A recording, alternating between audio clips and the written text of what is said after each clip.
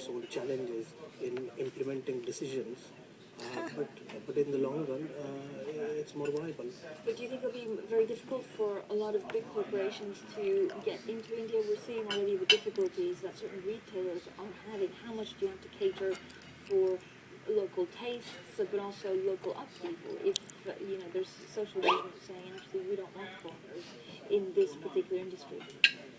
I think there is not much to be concerned about. This whole debate about FDI in the retail foreign sector is highly overrated. I think there's not as much to worry about. Indian retailers, smaller ones, are highly resilient.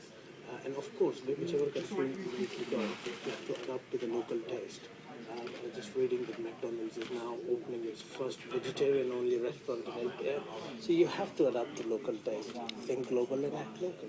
Even for retailers, I guess the difference, I mean, McDonald's is a great point and a great analogy, but supermarkets is really where you shop.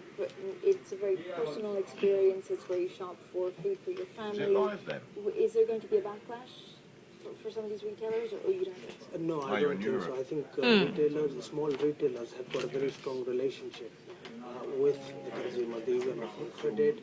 They know the whole family. The consumer picks up the phone, and the retailers delivers it at home. So they've got a very strong relationship. We are, I think, underestimating the power that small retailers, as we call them, the kirana walas, have actually got over the consumer. And also don't forget 70% of India actually still lives in villages. Walmart is not going to just go and open in the remote villages. In fact, the whole turnover of Walmart is equal to the entire retail sector.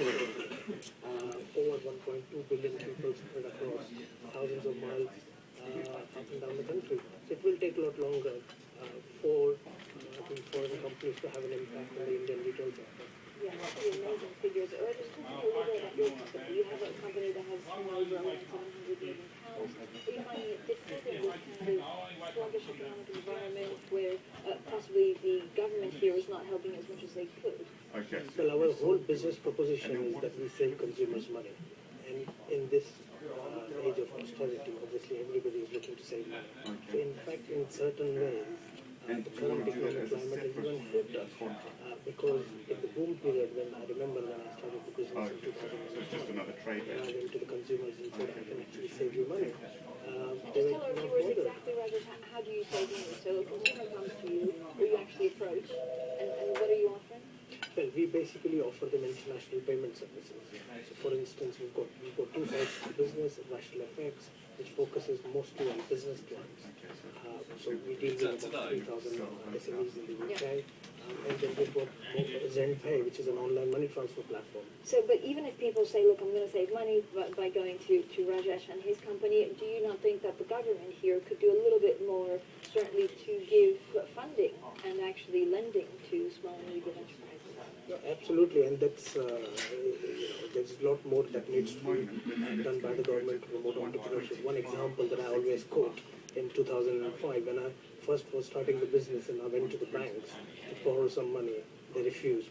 So I went back to them next day saying, I'm not going to start the business, I need to buy a car, can I borrow some money? And they straight away lent me the money.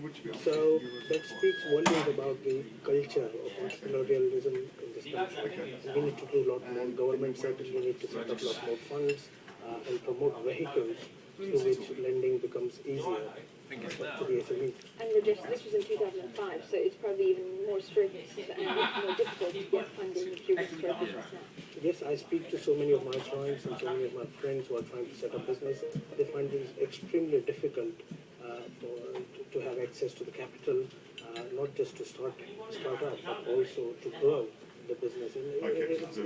It's some of the biggest banks in this country are now owned by the public.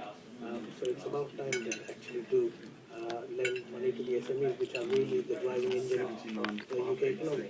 Yeah, it's certainly we've heard those calls before, Rajesh. Thank you so much, Rajesh Agarwal, there, Chairman and Chief Executive Officer of Rational FX.